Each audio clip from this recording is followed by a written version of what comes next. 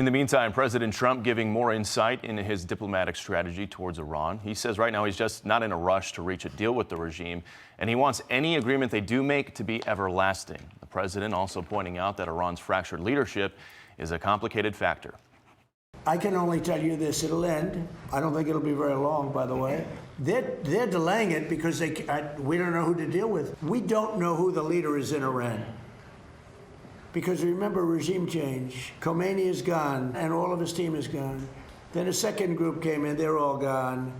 And now you have the third group, and they're a little concerned about being gone, too. And for more on this, we are joined now by Victoria Coates. She's the Vice President of National Security at the Heritage Foundation and former Deputy National Security Advisor under President Trump. Victoria, good morning to you. Great to see you as always. Good to see you too, Bill. So the president says that time is on America's side right now, while it's certainly not on Iran's side. He points to that naval blockade the U.S. is using, which is slowly constricting Iran and its economy every day. Is he spot on with that assessment?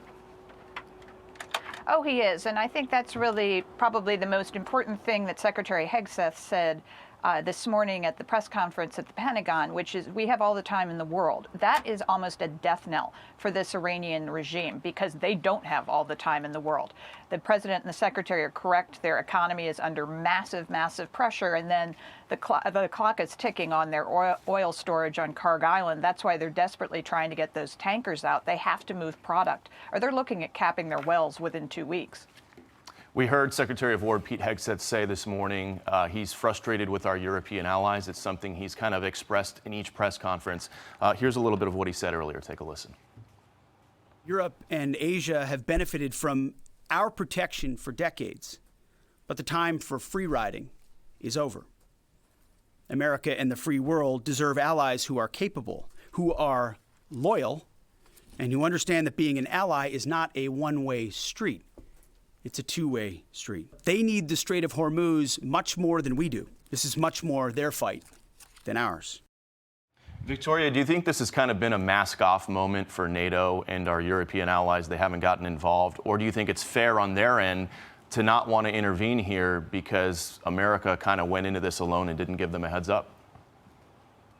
No, I think this is a very necessary reality check for NATO, Bill.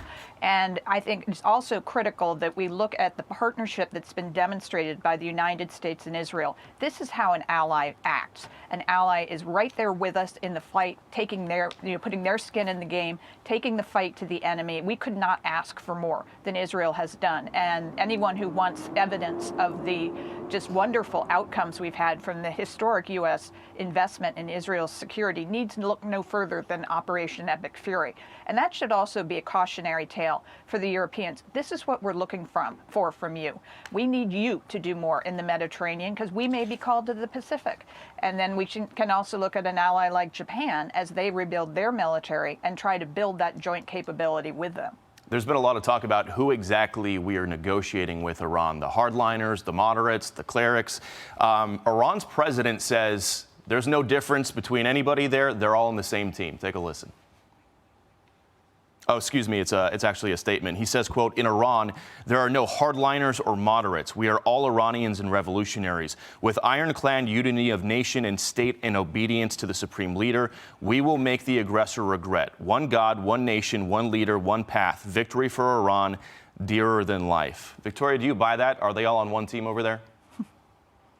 That was a very interesting ex-post from President Pezeshkian because the foreign minister, Araghchi, posted exactly the same tweet within about a minute of each other, suggesting neither of them are in control of their social media accounts, that somebody else is doing this. And I would say the Iranians themselves don't know who's leading the country. My understanding is in the negotiations that did happen in Islamabad, they couldn't even call back to Tehran to find out where the position was of the senior leadership because nobody wanted to use their cell phones. They thought the Israelis were probably tracking the calls out of Islamabad, and that's probably a valid fear.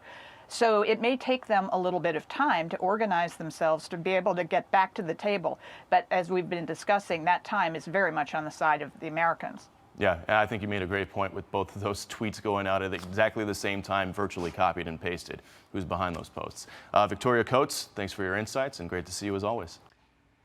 Be sure to like and subscribe for all the Fox News latest on YouTube and catch full shows streaming now on Fox One.